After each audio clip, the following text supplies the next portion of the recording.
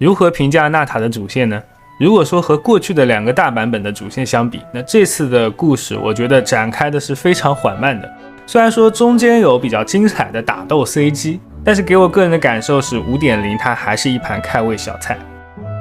踏上娜塔，遇见卡奇娜，然后开始给玩家介绍风土人情、历史概况、核心设定，什么古冥啊、大陵啊、夜神之国呀、火神是如何换代的等等，都直接告诉玩家了。这个叙事风格和过去是完全不一样的。比如说枫丹开头上来就是一个预言，但是来龙去脉并不清楚，枫丹人的原罪是什么也不清楚，就是一个谜语人的开局。那么像这样开头就讲设定的好处是让读者更容易理解这个国家发生的和即将发生的事。整个 5.0 的剧情看完，感觉逻辑清晰，不会看得云里雾里。的缺点就一定会让一些玩家觉得比较平淡，大量的设定也会让玩家失去注意力。你看枫丹上来，林尼魔术秀死人了，然后又挖出了枫丹人溶解的秘密，一下子悬疑感就起来了，让人觉得是一个惊天大阴谋，勾起了好奇心。所以不同的叙事风格有优势也有劣势。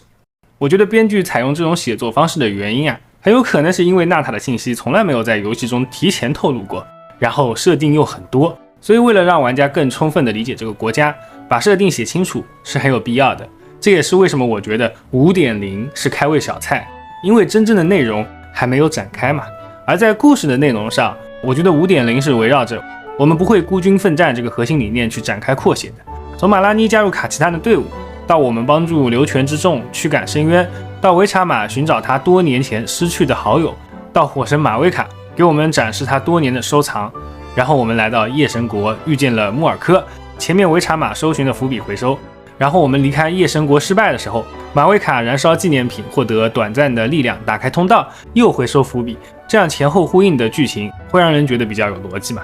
本次娜塔描写了很多人，用多个小事件把他们之间的羁绊，把整个娜塔国家的羁绊描述得非常清楚。过完整个 5.0 虽然感觉很平淡，但是能感受到娜塔像一个大家庭，团结在火神身边，而且每个角色的特点也都展现出来了。火神是一个大家长，坚强可靠，有领导力。卡奇娜就像我们这样的普通人，有点怂怂的，但是也有渴望的梦想。马拉妮和萧公比较类似，是一个热情自信的少女。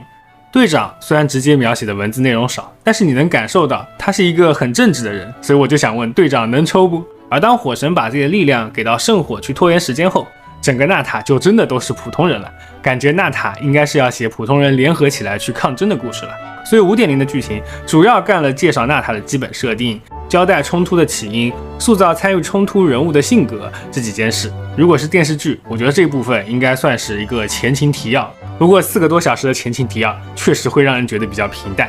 另外在整个剧情中，我觉得有2个可以写成情绪爆发点的地方，一个是维查玛没有找到穆尔科的古名，一个是火神马维卡的回忆，都是可以煽情的地方，但都写得比较克制，没有展开更多的笔墨。那像我这样代入感比较弱的玩家，对这里的处理呢表示好评，有事儿就说事儿，不要刻意的回忆杀。当然每个玩家的情绪需求都不同，对剧情关注的部分也不同，未必能让所有人满意。可能很多玩家看完剧情只记得泡温泉、火神 vs 队长这样高光的部分。